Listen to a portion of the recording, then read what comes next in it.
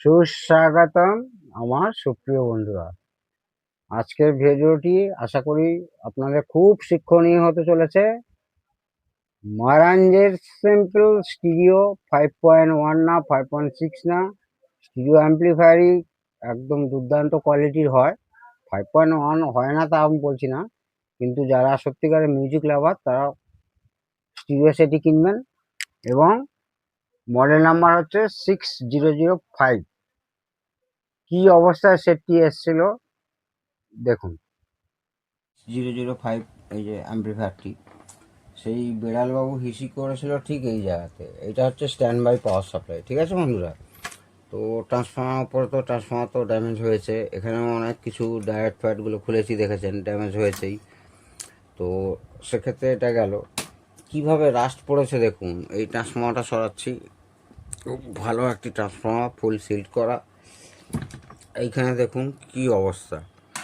এইবারে ওই কেমিক্যাল এসে এই এই পর্যন্ত এসে গেছে।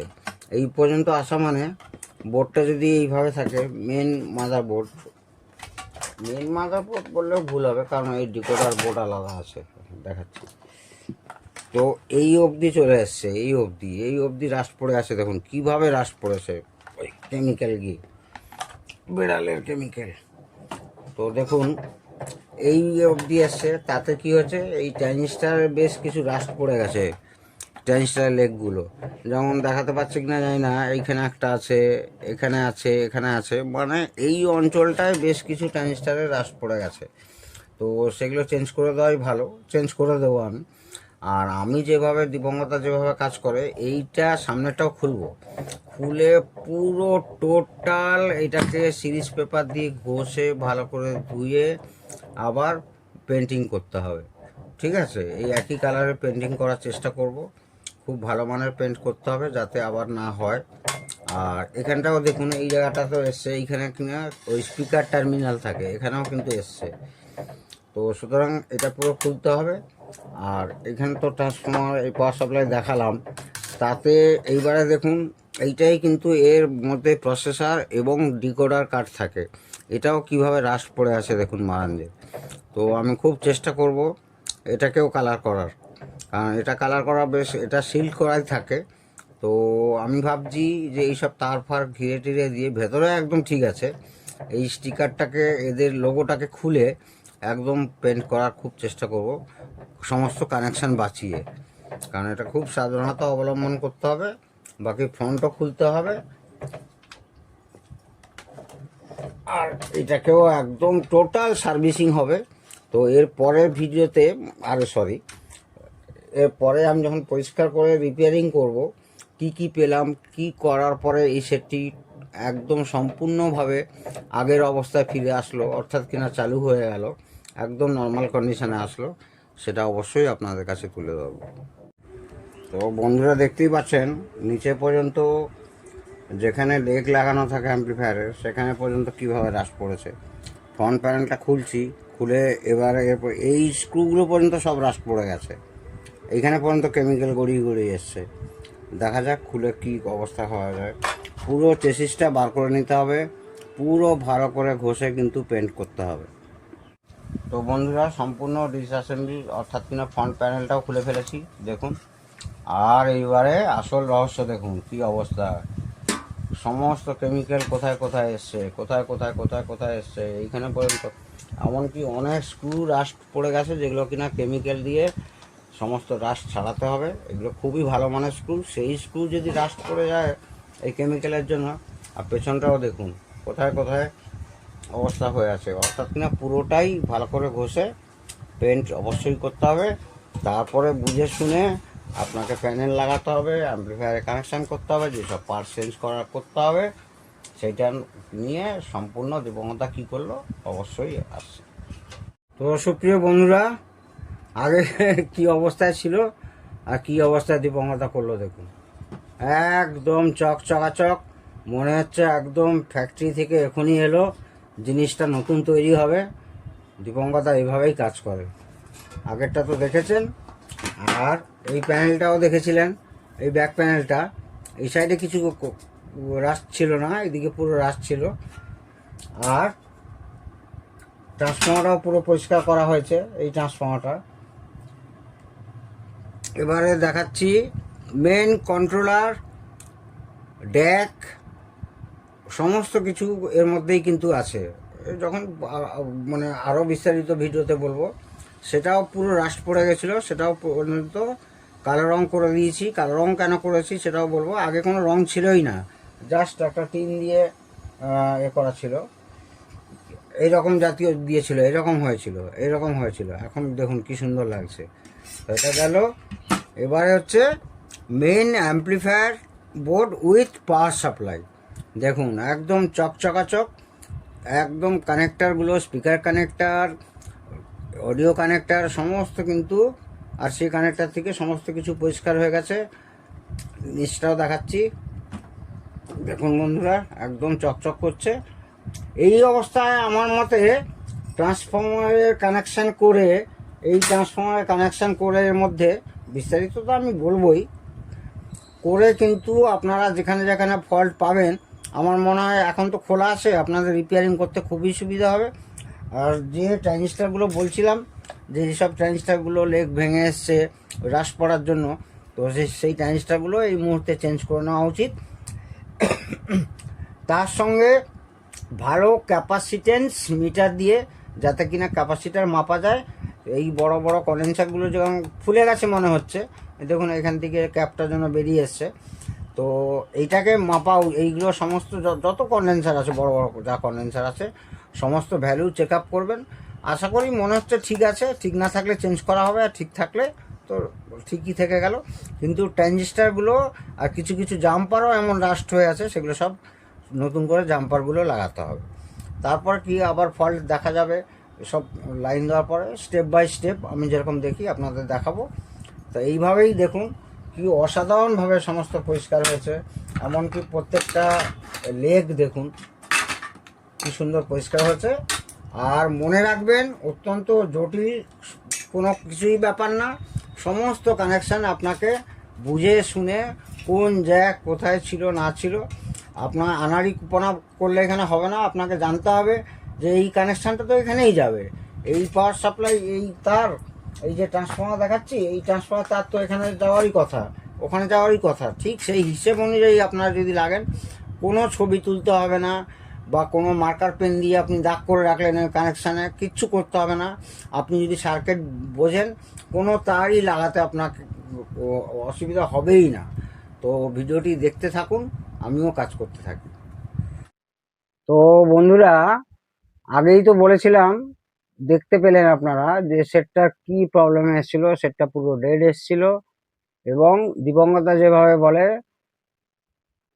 স্টেজ বাই স্টেজ কোন কোন প্লেয়ার কার কি কাজ। ফার্স্টে দেখিয়েছিলাম আপনাদের এই ট্রান্সফর্মারটা থাকে। এই ট্রান্সফর্মারটা 5 ভোল্ট। প্রথমে হচ্ছে এটা 09 ট্রান্সফর্মার। এখান থেকে ডিসি হওয়ার পরে প্রায় 11 ভোল্ট মতো হবে। সেই 11 ভোল্ট দেখতে পাচ্ছেন ক্যাপাসিটার, সেই 11 ভোল্ট হয়ে একদম এইখানে চলে আসবে। এইখানে 7805 আছে, 5 ভোল্ট হবে। 5 ভোল্ট কিনা এমসিইউতে দেবে, এমসিইউ আবার কি করবে, এই রিলেতে দেবে। এই রিলে কি করবে, সেট পুরো চেক আপ করে এই ট্রান্সফর্মারকে অন করবে। এই ট্রান্সফর্মারকে অন করার পরে সেটের অক্সিলিয়ারি পাওয়ার সাপ্লাই এবং মেন অ্যাম্প্লিফায়ারের পাওয়ার সাপ্লাই কিন্তু এখানে আসবে, তখন হচ্ছে সেট চালু হবে। এবারে মজার বিষয়, এইখানে এই ট্রান্সফর্মারটি পুরো খারাপ।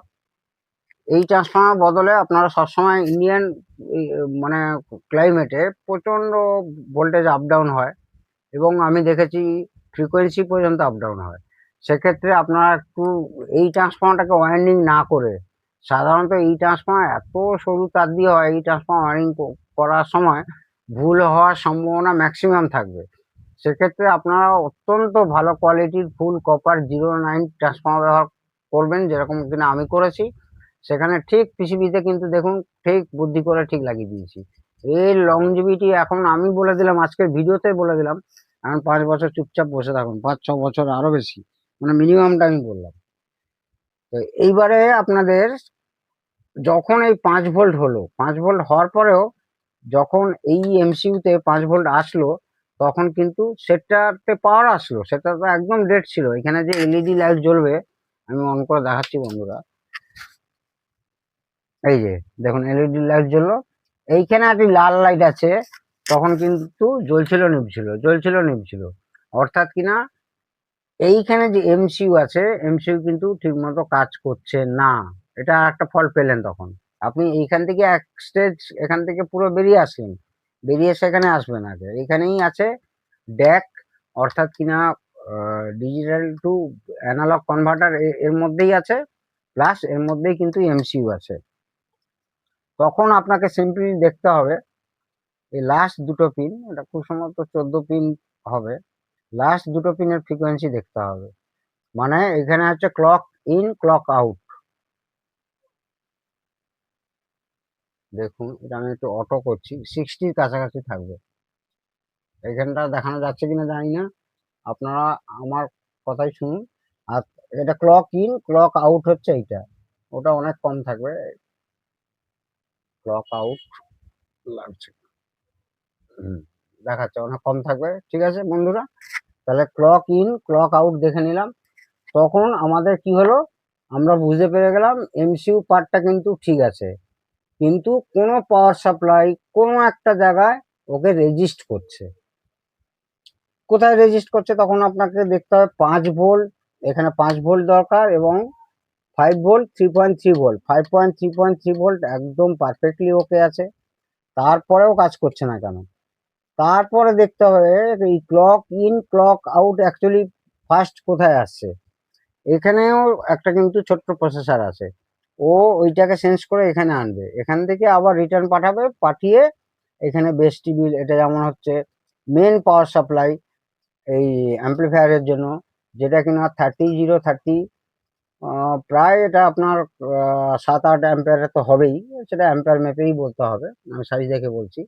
তবে এসি ইনপুটটা হচ্ছে 30-30, এখানে ব্রিজ রেকটিফায়ার আছে, দিয়ে সেটা আপনার ওই যদি যোগ করেন 1.2 বা 1.4, সেক্ষেত্রে হলো প্রায় 40। তার মানে 40 প্লাস 40 মাইনাসে আমার এই টোটাল স্টিরিও অ্যাম্পলিফায়ারটা আউটপুট স্টেজটা রানিং হচ্ছে। এটা তার ড্রাইভার স্টেজ, এটা ড্রাইভার স্টেজ। ড্রাইভার স্টেজ বলতে গিয়ে মনে পড়লো যে এইখানে কিন্তু ওই কেমিক্যাল এসে প্রচুর ট্রানজিস্টার রাস্ট পড়ে গেছিলো, যেগুলো কিনা একটু এরকম পেন দিয়ে বা হাত দিয়ে হাত লেগে গেলেই মানে কোনো রকম জাস্ট ঠেকে আছে, এত রাস্ট পড়ে গেছে খুলে পড়বে। সেগুলো আপনাকে সেম নাম্বার যদি না পান, আমি সেম নাম্বারেরই লাগিয়েছি, আমার কাছে ছিল, সেম নাম্বার যদি আপনারা না পান, তাহলে কিন্তু তার ডেটা শিট অনুযায়ী প্রচুর ট্রানজিস্টার আপনার নাকের ডোয়া দিয়ে ঘুরঘুর করছে। সেই রকম একটি ট্রানজিস্টার চুজ করে অবশ্যই দেখে নেবেন তার বেস কালেক্টর এমিটার কনফিগারেশন ঠিক আছে কিনা। যদি উল্টো থাকে তাহলে আপনাকে কনফিগারেশন এই পিসিবি অনুযায়ী করে বা আগের ট্রানজিস্টার অনুযায়ী কনফিগারেশন করে লাগালেই কিন্তু সেট একদম অরিজিনাল হলো এবং আগের পজিশনে ফিরে গেল। তো এই রকম দেখতে গিয়ে যখন পিসিবিটা টোটাল ওপেন করেছিলাম, একটু আগেই দেখেছেন আপনারা, তো সেইটা করতে গিয়ে আপনারা পুরো যখন পিসিবিটা হাতে চলে এলো, তখন আপনারা পুরো স্টেজ মানে অ্যাম্পলিফায়ারটা ফুল চেক আপ করবেন, ফুল চেক আপ করবেন। তখনই আপনার সুবিধা, কারণ কি হাতে পিসিবি চলে এসছে, কোথাও ড্রাই শোল্ডার থাকতে পারে, কোথাও যে সব পার্টস গুলো কোনো জাম্পার চেঞ্জ করতে হতে পারে, রাস্ট পড়ে গেছে, যেসব ট্রানজিস্টার গুলো খারাপ ছিল, এইখানে দুটো কন্ডেন্সার খারাপ ছিল, সেসব সমস্ত দেখতে পাচ্ছেন, এবং সেগুলো একদম ফ্রেশ করে চেঞ্জ করলেন। করার পর আপনারা লাইন দেবেন, পুরো লাইন দেবেন। দেওয়ার পরে যদি দেখছেন যে একদম অ্যাকশনসেই চললো, অর্থাৎ কিনা এখানে প্রথমে স্ট্যান্ড বাই মোড থেকে রিলিজ হবে, রিলিজ হয়ে গিয়ে তারপরে হচ্ছে একে চালালো, ভোল্ট দিয়ে এই রিলেকে চালাবে, এই রিলেকে আগেই বললাম। তারপর কিন্তু লাস্ট কিন্তু এইখানে যে স্পিকার প্রোটেকশন, এবং এখানে আরো অনেক প্রোটেকশনে এই দুটো রিলে ব্যবহার করা হয়েছে। তো এই রিলে দুটো চালু হবে কিছু সেকেন্ড, এটা প্রায় আপনার 15-16 সেকেন্ড পরে চালু হয়। হওয়ার পরে আউটপুট পাচ্ছেন কিনা, ইনপুটে কোনো কিছু লাগিয়ে বা আপনি সিগন্যাল গ্রিড সিগন্যাল পাচ্ছেন কিনা দেখে নেবেন। এবারে আরো বিস্তারিত আসছি, ট্রান্সফর্মার দেখেছি, আরো বিস্তারিত আসছি। এইখানে যেমন দেখুন, এইখানে এইটা কিন্তু একটা motorized volume control, motorized analog volume control. সেই ক্ষেত্রে এখানে আমরা দেখতে পাচ্ছি 1 2 3 4, মানে 1 2 3 4টে, 5 6 7 8 9 10 11 12, 12টা ট্রানজিস্টর ব্যবহার করা হয়েছে। কেন ব্যবহার করা হয়েছে? এই 12টা ট্রানজিস্টর দিয়ে কিন্তু দুটো চ্যানেলের অর্থাৎ 6+6 6টা করে ট্রানজিস্টর দিয়ে এর কি করেছে, বাফার তৈরি করা হয়েছে, গেন বাফার তৈরি করা হয়েছে। আর টোটাল বেস টিভির এই যে দেখতে পাচ্ছেন, এটা ম্যানুয়ালি পোটেনশিও পট লাগানো আছে, কিন্তু এন্ড হচ্ছে এটাও কোনো এনকোডার না, এগুলোও কোনো এনকোডার ভলিউম না, মানে এনকোডার সুইচ না। সেক্ষেত্রে কিন্তু সেটা কিন্তু ওই বেস টিভির প্রি পুরোটাই ডিজিটাল ইকুয়ালাইজেশন হচ্ছে। সেই ডিজিটাল ইকুয়ালাইজেশন যে অর্থাৎ কিনা অডিও প্রসেসর কিন্তু ইনবিল্ড এর মধ্যেই আছে। আর এইখানে যেহেতু এই প্রসেসর আছে, এটা হচ্ছে -15 ভোল্ট +15 ভোল্টে চলতে পারে, কিংবা 9 ভোল্ট থেকে, মানে 9+9- থেকে আরম্ভ করে এবারে 15 অব্দি। এখানে দুটো ব্যবহার করা হয়েছে। 7812 অর্থাৎ কিনা 12 ভোল্ট নেওয়া হয়েছে পজিটিভ, আর 7912 অর্থাৎ কিনা নেগেটিভ 12 ভোল্ট নেওয়া হয়েছে। ডুয়েল পাওয়ার সাপ্লাই হয়ে গেল। তার মানে 12 ভোল্ট পজিটিভ, 12 ভোল্ট নেগেটিভ +0 হয়ে গেল। এখানে তো আগেই বললাম, এটাও বললাম। এর সম্পর্কে আরো বিস্তারিত, এটা যদি খারাপ থাকতো আরো বিস্তারিত এটা ভালো ছিল। প্রবলেম এই বোর্ডেও ছিল, এখানেও ছিল, আর এখানে তো ছিল মেন প্রবলেম। তো এখন যে অবস্থা সেটা রেডি করেছি আর কি। আমি তো মনে করছি এখন অনেক দিন এর চলার মানে চলবে, এবং খুব সুন্দরভাবেই চলবে। একদম অরিজিনাল সাউন্ড ঘুরে এসছে। এইবারে আপনাকে যদি বেস টিভি ইত্যাদি যা ফ্রিকোয়েন্সি দিচ্ছে সেগুলো মাপার জন্য আপনার কাছে যদি এরকম ডিএসও থাকে, তাহলে আপনাকে এই বাফারের ইনপুট আর আউটপুট স্টেজ টেস্ট করতে হবে। বাফারের ইনপুট স্টেজ, আউটপুট স্টেজগুলো আপনাকে টেস্ট করতে হবে। এই ধরনের সেট আসলে খুব সাবধানতা অবলম্বন অবশ্যই করবেন, এবং আমি যেভাবে খুলেছিলাম ঠিক সেইভাবেই আপনাকে প্রত্যেকটা জিনিস মনে রাখতে হবে।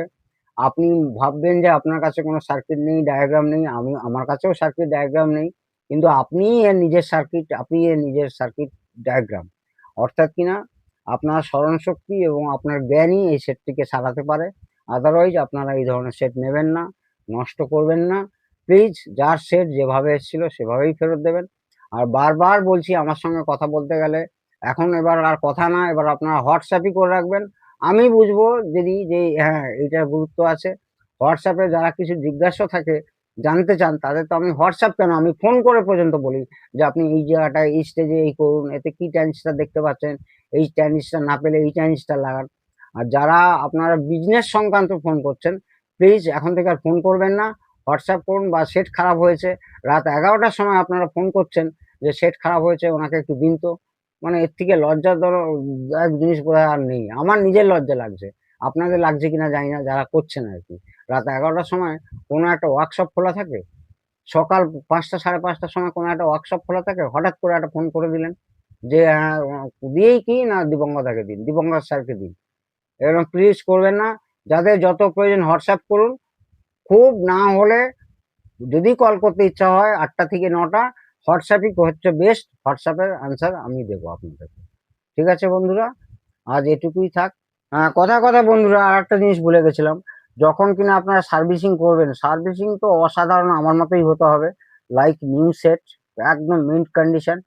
এইবারে আর একটা কথায় আসছি, এটা অনেকেই কি মানে 99% লোকেরা করে না। যখন এটা পুরো সার্ভিসিং করবেন, এই পিসিবি আপনার হাতে চলে এলো, তখন আপনাকে দেখতে হবে এই যে পাওয়ার ট্রানজিস্টার গুলো লাগানো আছে উইথ হিটসিং এবং উইথ হিটসিং কম্পাউন্ড। এই হিটসিং কম্পাউন্ড, ঠিক আছে, এই হিটসিং কম্পাউন্ড কিন্তু মুছে দিয়ে, এই হিটসিং কম্পাউন্ডের কিন্তু একটা লাইফ থাকে। এই হিটসিং কম্পাউন্ড মুছে দিয়ে, কারণ গরম হতে হতে হতে হতে ওর কিন্তু কেমিক্যাল রিয়াকশনটা নষ্ট হতে থাকে। তখন এই হিটসিং কম্পাউন্ড পুরো মুছে দিয়ে আবার নতুন করে আপনাকে হিটসিং পেস্ট কম্পাউন্ড যাই বলুন না কেন আপনাদেরকে অবশ্যই লাগাতে হবে। আর আমি ক্যাপাসিটার সম্পর্কে যেগুলো বলেছিলাম, এই যে ক্যাপাসিটার গুলোর ভ্যালু একদম ঠিকঠাক আছে, বরং আরো বেশি আছে। এটা আমার দেখে এত ভালো লাগলো, এই হচ্ছে বিদেশি সেট। তো সেইগুলোকে আমি রেখেছি। কিছু কিছু ক্যাপাসিটার যাদের ভ্যালু অনেক কমে গেছিল, সেগুলোকে আমাকে চেঞ্জ করতে হয়েছে। তো এই সেট সম্পর্কে বলতে গেলে অনেক বড় একটা ভিডিও তৈরি হয়ে যাবে, আপনারা দেখবেনও না, আমি জানি সেটা। তো এরপরে আবার দিবঙ্গতদার নতুন কোনো একটা ভালো ভিডিও আসলে মানে আমি যদি সুযোগ পাই আপনাদের কাছে নিশ্চয়ই তুলে ধরবো। ততক্ষণ পর্যন্ত আপনারা প্রত্যেকে ভালো থাকুন, সুস্থ থাকুন। জয় হিন্দ, জয় ভারত।